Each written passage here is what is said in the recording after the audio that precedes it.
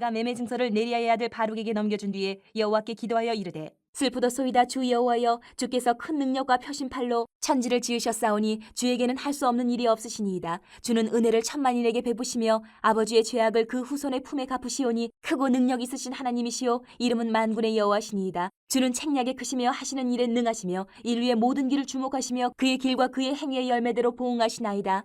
주께서 애굽 땅에서 표적과 기사를 행하셨고 오늘까지도 이스라엘과 인류 가운데 그와 같이 행하사 주의 이름을 오늘과 같이 되게 하셨나이다. 주께서 표적과 기사와 강한 손과 표심팔과 큰 두려움으로 주의 백성 이스라엘을 애굽 땅에서 인도하여 내시고 그들에게 주시기로 그 조상들에게 맹세하신 바 젖과 꿀이 흐르는 땅을 그들에게 주셨으므로 그들이 들어가서 이를 차지하였거늘 주의 목소리를 순종하지 아니하며 주의 율법에서 행하지 아니하며 무릇 주께서 행하라 명령하신 일을 행하지 아니하였으므로 주께서 이 모든 재앙을 그들에게 내리셨나이다.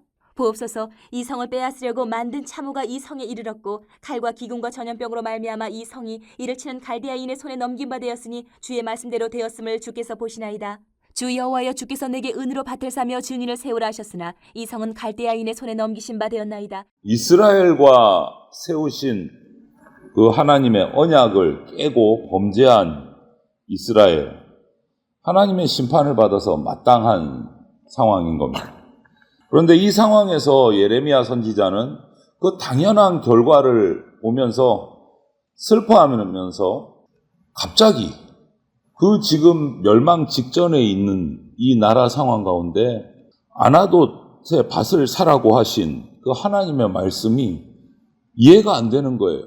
아니, 지금 이제 곧 망할 나라인데 무슨 밭을 사고 땅을 사고 팔아야 되나? 이해가 안 되는데 그래도 순종하면서 오늘 하나님께 의문과 같은 질문을 하는 겁니다. 그러면서 하나님을 향한 여러 가지 고백들을 해요. 그 통해서 하나님이 어떤 분이신지 우리가 살필 수 있으면 좋겠습니다. 여러분 한번 생각을 해보십시오. 이제 곧 망할 성의 땅을 돈을 주고 사라. 아니, 조금 있으면 망해서 다 빼앗길 건데 왜 돈 주고 땅을 사라 그러나? 이거는 누가 봐도 어리석은 거고 참 안타까운 일이죠. 그런데 예레미야는 하나님의 명령이기 때문에 이해는 되지 않지만 순종을 합니다. 그 순종하는 과정에서 여러분 예레미야의 심정을 한번 짚어보세요. 내가 예레미야인데 하나님의 말씀을 받아서 이제 곧 이 예루살렘 성이 망할 게 뻔히 보이는데 하나님은 갑자기 예루살렘 성에 있는 한 사람의 땅을 사라. 여러분 이해가 되시겠습니까? 그런데도 일단 순종을 해요. 그때 그 마음이 어떨까요? 정말 갈등이 막 나올 겁니다. 슬프기도 하고 이게 무슨 의미일까도 하고 여러 복잡한 감정이 들 거예요. 그런 감정 속에서 예레미야는 그것을 극복하는 방법을 어떻게 택했느냐? 오늘 17절에 보니까 창조주 하나님의 권능을 찬양을 하면서 그 복잡하고 슬프기도 하고 이게 뭔지 하는 그런 마음을 극복하려고 노력을 해요. 하나님을 찬양하는 걸로. 이해가 되지 않지만. 그래서 하나님은 창조주시고 전능하시고 인간의 죄악에 보응하시는 분이시고 이렇게 노래를 합니다. 그래서 지금 예루살렘이 파괴되는 것은 우리 이스라엘의 죄 때문에 징계를 받는 거다. 그 결과를 인정하면서 찬양을 해요. 그리고 하나님의 능력, 하나님의 은혜, 하나님의 공의를 고백을 해요. 큰 능력과 지혜로 모든 것을 이루시는 전능자, 지금까지 우리 이스라엘 민족을 은혜를 베푸러 오셨는데 우리 행위에 따라 보응하신다. 그러는 심판자 하나님을 고백을 해요.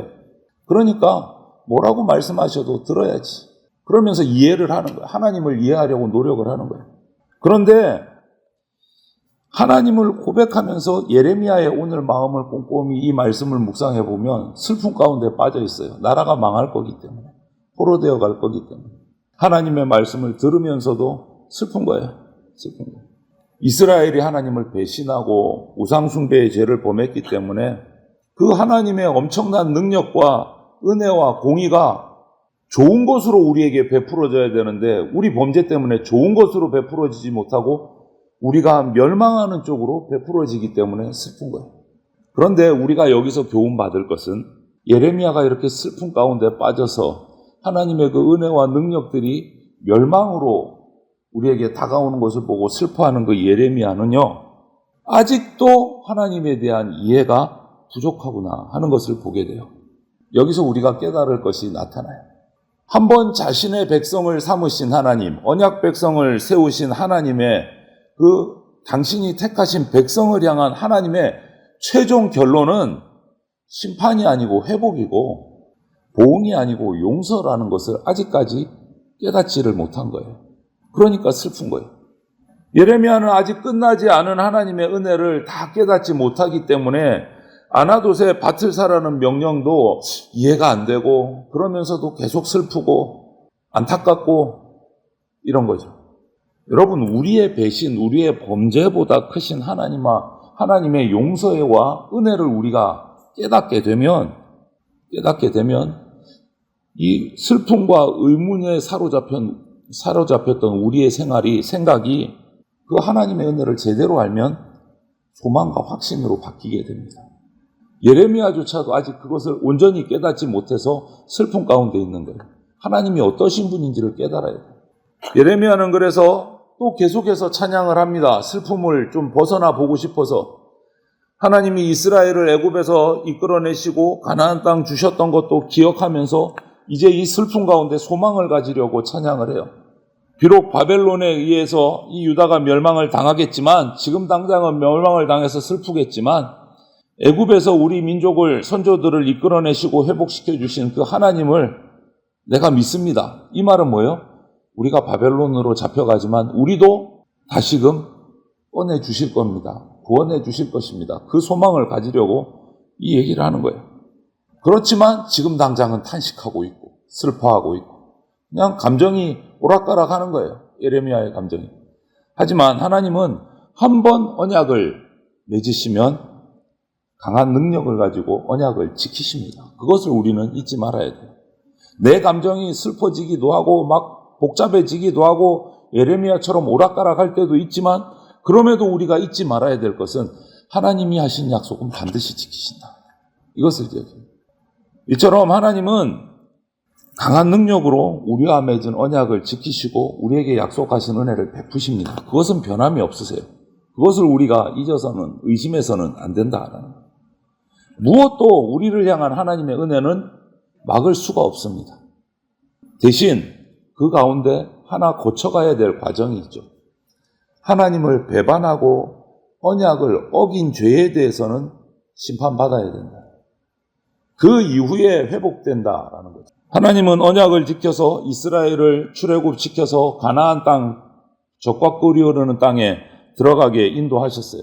하지만 이스라엘의 역사를 보면 그 땅에 들어가자마자 이방의 우상들을 숭배하고 불의한 일을 저지르고 하나님과 맺었던 언약은 완전히 다 깨트려 버렸어요. 하나님은 약속을 다 지키셨는데 이스라엘 백성은 그 땅에 들어가자마자 그 언약을 다 깨트려 버렸어요. 그 결과 오늘 본문의 23, 24절을 보면 어떻게 합니까? 갈대아 사람 바벨론을 통해서 심판을 받게 하시는 거예요. 그리고 죄가 가득한 예루살렘을 다 깨트려 버리십니다. 하나님은요, 아무리 자신의 백성이라 할지라도 그들이 저지르는 죄를 못 본 채 하지는 않으십니다. 우리가 우리 하나님의 백성인 저와 여러분이 말씀을 어기고 언약을 배신하면 우리가 구원을 경험한 그 하나님의 강한 능력이 저주로, 징벌로 그 능력을 체험하게 돼요. 여러분 한번 생각해 보세요. 하나님의 전능하심이 나에게 구원으로 축복으로 임하면 얼마나 행복하겠습니까? 그런데 내가 하나님과 약속을 어기면 그 엄청난 전능하심이 저주로 나에게 임해요. 막을 수가 없는 거예요. 그것도 안타깝지만. 여러분 어느 쪽으로 하나님의 전능하심을 체험하고 싶으십니까? 예레미야는 하나님이 땅을 사고 증인을 세우라고 하셔서 이제 곧 망할 땅이지만 땅을 사고 땅 증서를 만들어서 도장을 찍어서 증인을 세워서 계약서를 다 주고받았어요. 곧 망할 성읍의 땅을 어리석은 사고 판다. 정말 어리석은 거죠. 현실이 한심스러운 거죠. 예레미야는 이런 어둡고 암울한 현실 가운데서도 어떻게 하든 하나님을 붙들고 하나님을 바라보고 하나님을 붙잡으려고 노력하는 발버둥을 치는 모습이 오늘 본문에 나와요.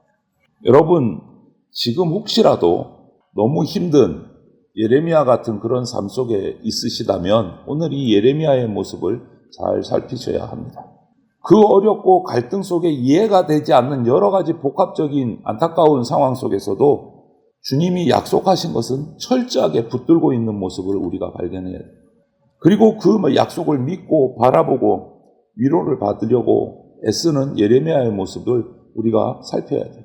주님은 반드시 구원하십니다. 고통으로부터 회복을 시켜주십니다. 이것을 믿고 주님 앞에 나와서 엎드려야 돼요. 저와 여러분은.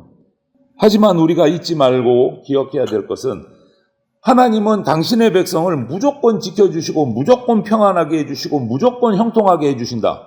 그것은 진리가 아닙니다. 그렇게 착각해서는 안 됩니다. 힘들고 어려운 상황에서라도 말씀에 순종하는 자들에게 하나님이 소망도 주시고 평안도 주신다. 이것이 성경의 진리입니다.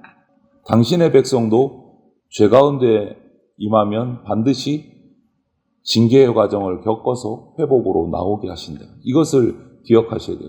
무조건 평안해야 되고 무조건 복 받아야 되고 무조건 형통해야 되고 그것은 하나님이 그렇게 말씀하신 적이 없습니다. 회개하고 주님께 돌아갈 때 힘들더라도 주의 말씀에 순종할 때 내가 손해가 되더라도 순종할 때 하나님은 우리에게 그때 평안과 기쁨을 주신다. 이것을 기억하셔야 돼요.